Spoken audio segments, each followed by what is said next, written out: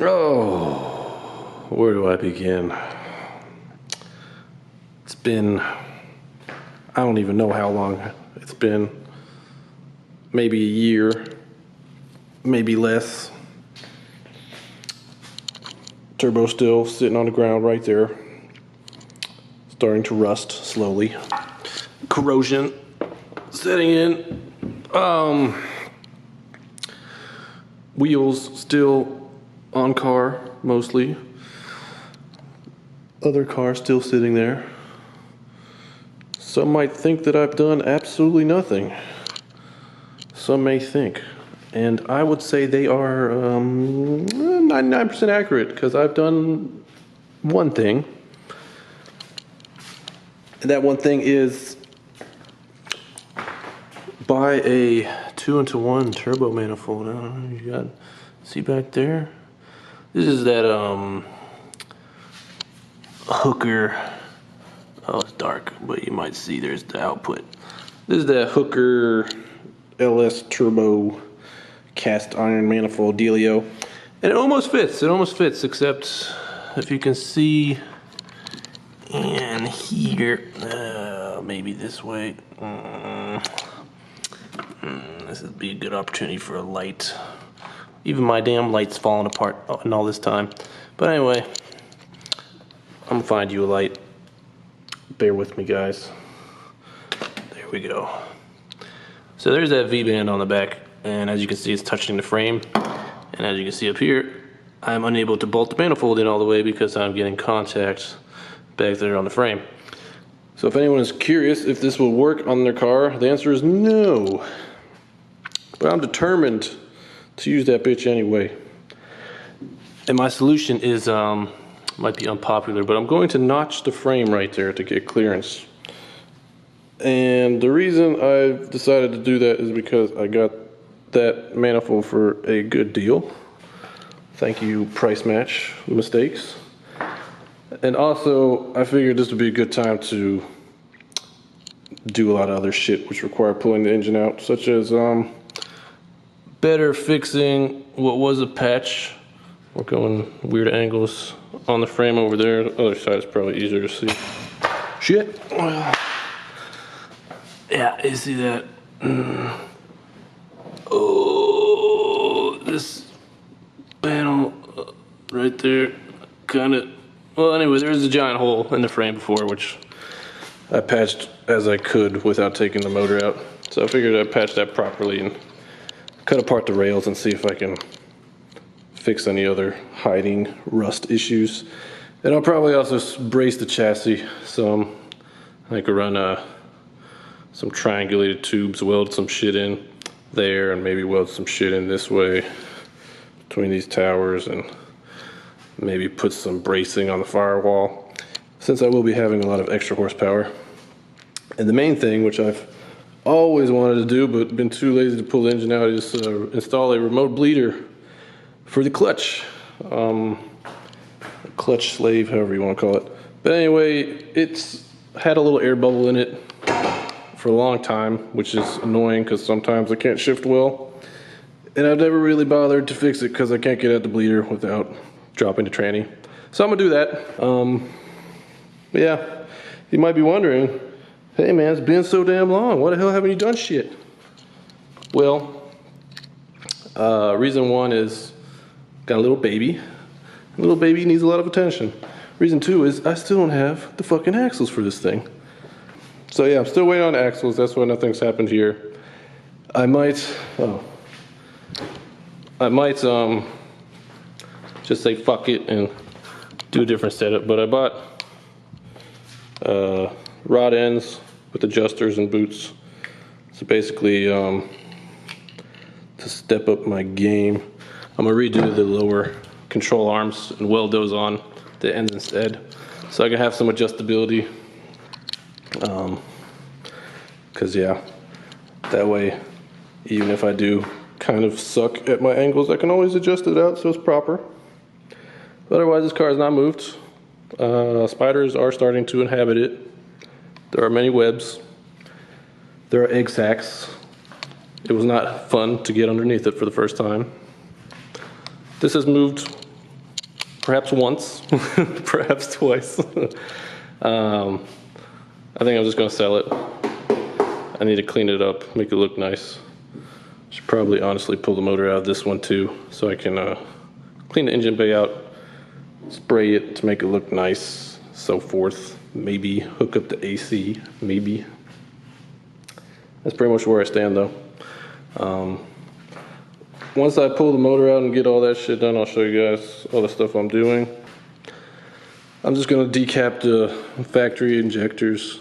They're LS3 injectors, so they should probably be around a little over 80, I think, decapped.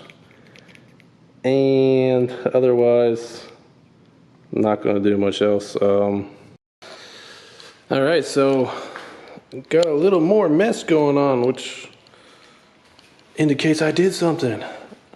I started prepping this motor to get removed so that I can do those little frame and structural modifications I was talking about. I'll give you, now that things are out of the way, you can kind of get a better look at how this 2-into-1 manifold fits. You see it comes out right there, plenty of room. It would be a little further that way once it's seated, but since it's hitting in the back, I can't seat it fully.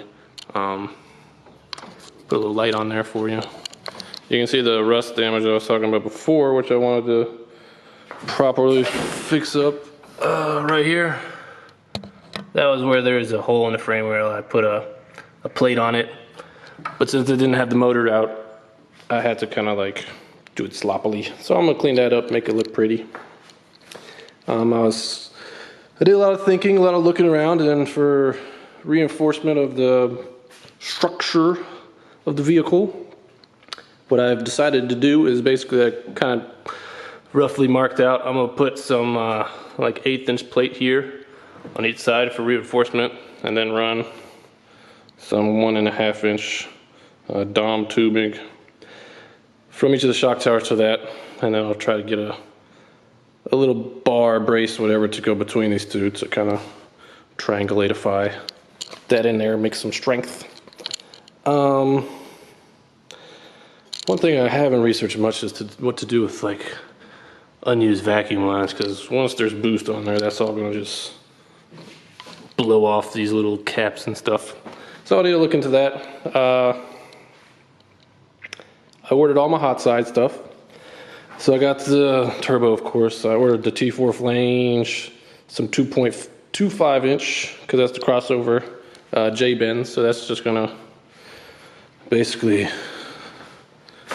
go onto here. I'm gonna cut off that flange for clearance, but it's kind of weird. This is like, looks like 2.25 to like 2.5 to 2.75. That was from a Silverado 2500 07, I believe. But yeah, so I'm gonna do that. I ordered my V-bands for that as well, so it's gonna be a little just simple crossover under here, back into the back of this guy. As you could see before, it's down there. I'm gonna shine a light on it. My crappy light I used to use broke, so I need to fix it. But yeah, you see, there it is. Kinda. I've marked out a little. You won't be able to see it, but I put a little mark there for where I need to do a little notching to the frame. And otherwise, I haven't touched the cold side. I figured out what I'm gonna do for fuel. A lot of arguing on the forums. A bunch of people don't know jack shit about electricity, anything, who think they do. But anyway, I'm gonna run a booster pump. It's gonna just be a voltage booster, which I'm gonna make. And I've ordered a little adapter to go here to and a pressure sensor, so I can monitor fuel pressure and all that, so I can then hook Arduinos to it and get fancy if I want to do pulse width modulation of the pump and monitor my pressure, make sure I'm not going or not losing pressure and running out of fuel. It's going to be important with the turbo on there. I got a clutch in. I was really debating on what to get, but oh shit, I almost killed myself. I got a McLeod RXT. Look at that Mick Liot twin disc. It's rated for like 1,000 foot-pounds, which don't think I'm gonna get there. Wouldn't want 1,000 foot-pounds of torque coming out of that guy. That'd be I think that's past my limit. But I have the possibility. It has the potential. So that'll handle the holding of the power. The rest of the drivetrain should be good. I'm aiming for like 700-ish, 650, somewhere around there. And the stock fuel pump is good for around there, especially with the booster. It's right on its limit, but it should be able to do it. Yeah, that's pretty much it. Haven't really done much. Oh yes, I can now present you with my excuse as to why I stopped doing things. I started moving things. I was in a good, good rhythm. And then I was about to start removing the wiring, and I realized that I had basically, there's no plug to get this out. I had ran the wires and soldered them on the other side, so I ordered a little firewall bulkhead plug so I can, put a plug on there, unplug it, do it properly. And I've been considering, while I'm at it, maybe I can relocate this inside the passenger compartment. But I probably won't do that.